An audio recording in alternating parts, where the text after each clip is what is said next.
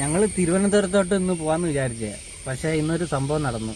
ഭയങ്കരമായ മഴ. ഇനി അവിടെ പോയി അവിടെ പോസ്റ്റായി കറങ്ങാനൊന്നും പറ്റത്തില്ല എന്ന് മനസ്സിലാക്കി ഞങ്ങൾ റൂട്ട് തിരിച്ചു വിട്ടു. ഇപ്പോൾ ഞങ്ങൾ പോകുന്നത് കരുനാഗപ്പള്ളി ഒരു ടൂറിസ്റ്റ് സ്പോട്ടിലോട്ടാണ്. അവിടുത്തെ സ്ഥലങ്ങളൊക്കെ കാണാനായിട്ട് നമ്മളിങ്ങനെ വൈബടിച്ചങ്ങ് പോവുക. ആ സ്ഥലം എന്താണെന്ന് നമുക്കിരുന്ന് കാണാം. ബാക്കിൽ വേറൊരാളും കൂടെ ഉണ്ട്, ഇങ്ങോട്ട് നോക്കിക്കോ. ഓണ്ട. അപ്പോൾ ഇനി നമുക്ക് യാത്ര തുടരാം. ഓക്കെ.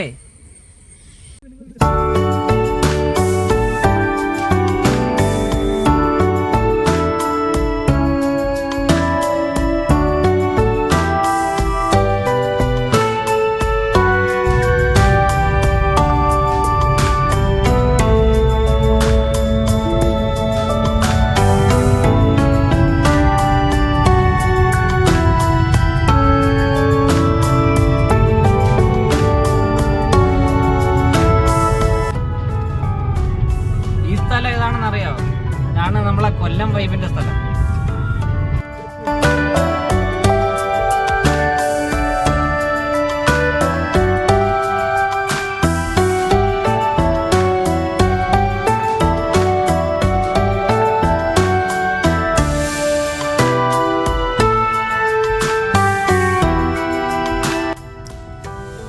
ആ മുന്നിൽ കാണുന്ന കെട്ടിടം പുതിയതായിട്ട് റെയിൽവേ പണിയുന്നതാണ്.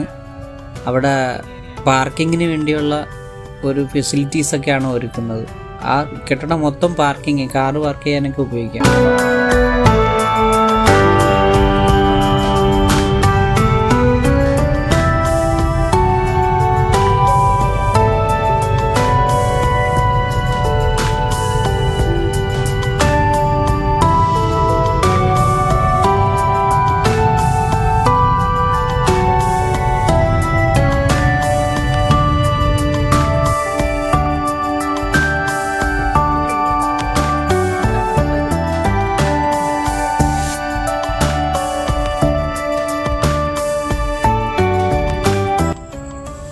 നമ്മളിപ്പോൾ ആനന്ദവല്ലീശ്വരം ക്ഷേത്രത്തിൽ വന്നിട്ടുണ്ട്. കൊല്ലത്തുള്ള അറിയപ്പെടുന്ന ഒരു ക്ഷേത്രമാണ് ആനന്ദവല്ലീശ്വരം ക്ഷേത്രം.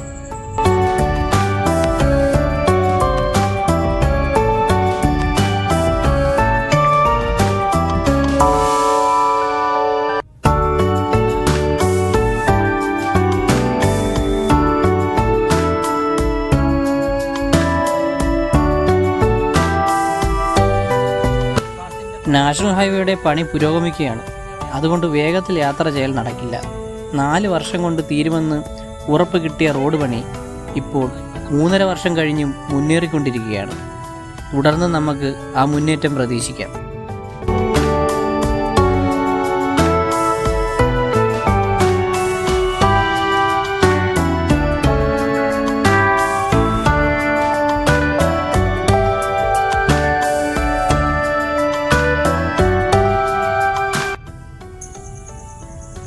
അതെ, നമ്മൾ നീണ്ടകര പാലത്തിലാണ് ഇപ്പോൾ എത്തിയിരിക്കുന്നത്. മത്സ്യക്കയറ്റുമതിയിൽ നമുക്ക് ധാരാളം വിദേശ നാണയം നേടിത്തരുന്ന ഒരു ഐക്കൺ പ്ലേസ് കൂടിയാണ് നീണ്ടകര. മുമ്പൊക്കെ വളരെ നല്ല കാഴ്ച പാലത്തിൽ നിന്ന് കാണാൻ കഴിയുമായിരുന്നു. പക്ഷേ പുതിയ പാലം അതിനൊരു പരിമിതിയായി മാറി. ഇപ്പോൾ കൂടുതൽ കാഴ്ചയൊന്നും നമുക്ക് കിട്ടില്ല.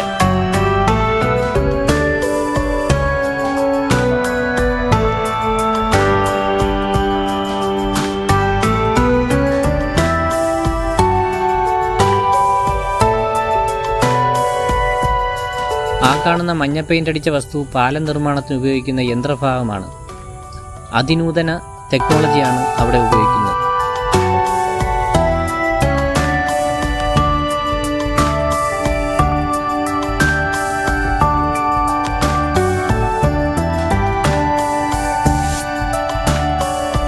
അതെ, നമ്മൾ ചവറയിൽ എത്തിയിരിക്കുകയാണ്. റോഡിന് ഇടതുവശമുള്ളത് KMML എന്ന സ്ഥാപനമാണ്, അതായത് Kerala mineral and metal limited.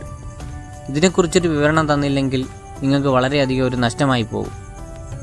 ഇവിടെ ഉൽപ്പാദിപ്പിക്കുന്നത് titanium sponge, ilmenite, monazite, rutile, zircon മുതലായവയാണ്. കോവിഡ് കാലത്ത് ഇവിടെ ഓക്സിജനും വളരെയധികം ഉൽപ്പാദിപ്പിക്കുകയുണ്ടായി. ആ സമയത്ത് എല്ലാവർക്കും വളരെ ഒരു ഉപകാരമായിരുന്നു ഈ ഓക്സിജൻ നിർമ്മാണം. പ്രധാനമായും കരിമണലിൽ നിന്ന് വേർതിരിച്ചെടുക്കാവുന്ന ധാതുക്കളാണ് ഇവിടെ ഉൽപ്പാദിപ്പിക്കുന്നത്. ഇവിടെ നിന്ന് തിരിഞ്ഞ് അഴീക്കൽ വഴി ഓച്ചിറയ്ക്കാണ് നമുക്ക് പോകേണ്ടിയുള്ളത്.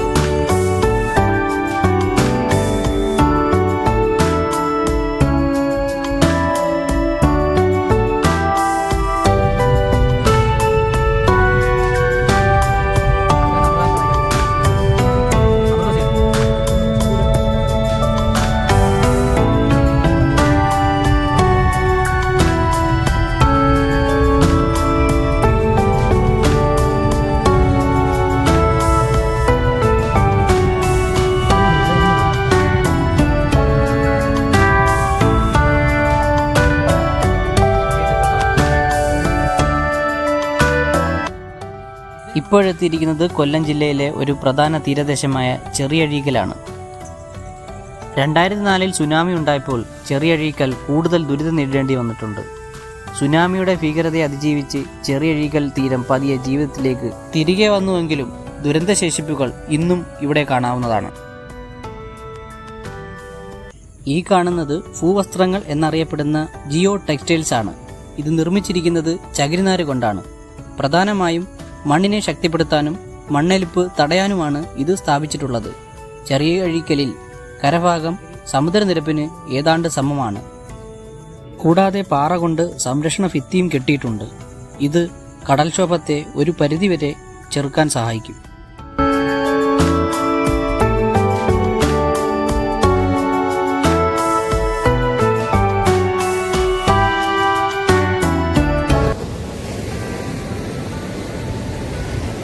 അപ്പോൾ ഞങ്ങൾ നിൽക്കുന്നത് ചെറിയഴീക്കൽ ബീച്ചിലാണ്. അതാ വ്യൂ നോക്കിക്കോണേ.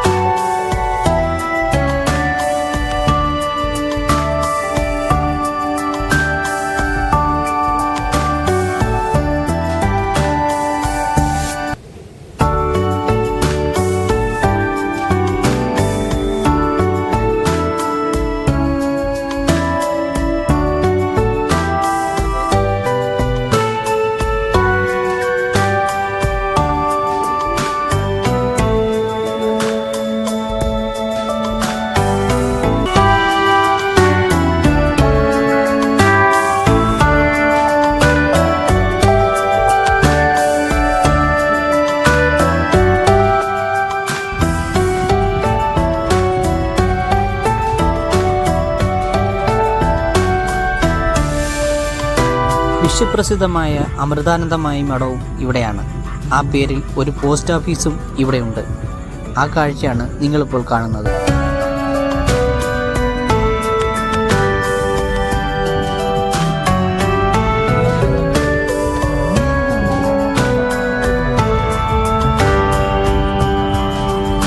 അമ്പലമില്ലാത്ത ക്ഷേത്രമെന്നറിയപ്പെടുന്ന ഓച്ചിറ ക്ഷേത്രത്തിൻ്റെ മുന്നിലൂടെയാണ് നമ്മളിപ്പോൾ പോയിക്കൊണ്ടിരിക്കുന്നത്. ഇനിയുള്ള ജോലി കൃഷ്ണപുരം കൊട്ടാരം എക്സ്പ്ലോർ ചെയ്യലെന്നുള്ളതാണ്. സമയം തീർന്നോ ഇല്ലയോ എന്നുള്ള കാര്യത്തിൽ ഒരു അങ്കലാപ്പുണ്ട്. എന്തായാലും അവിടെ ചെല്ലാമെന്ന് തന്നെ തീരുമാനിച്ചു.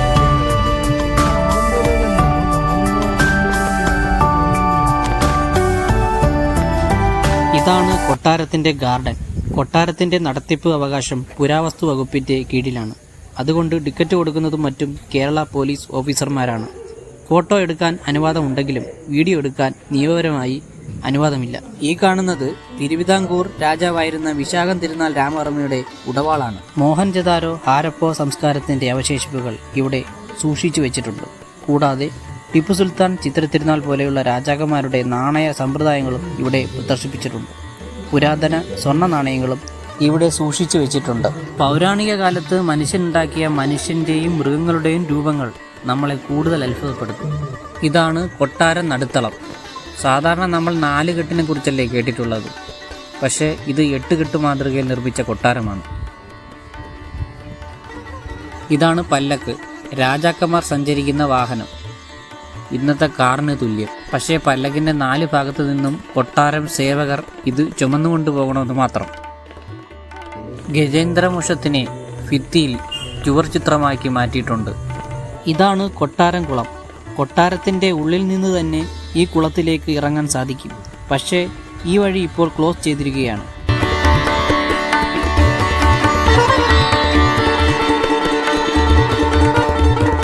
150 വർഷത്തിലധികം പഴക്കമുള്ള കൊട്ടാരമാണെങ്കിലും ഈ കാഴ്ച നമ്മെ അത്ഭുതപ്പെടുത്തും. ഓടിട്ട കെട്ടിടമായതുകൊണ്ട് ഇതിനുള്ളിൽ എപ്പോഴും നല്ല തണുപ്പാണ്. വീഡിയോ റെക്കോർഡിങ്ങിന് റെസ്ട്രിക്ഷൻ ഉള്ളതുകൊണ്ട് വീഡിയോ വളരെ കുറച്ച് മാത്രമേ എടുത്തിട്ടുള്ളൂ. പക്ഷേ നിങ്ങൾ എന്തായാലും ഒന്ന് കണ്ടിരിക്കേണ്ട സ്ഥലം തന്നെയാണ് ഈ കായംകുളം കൊട്ടാരം.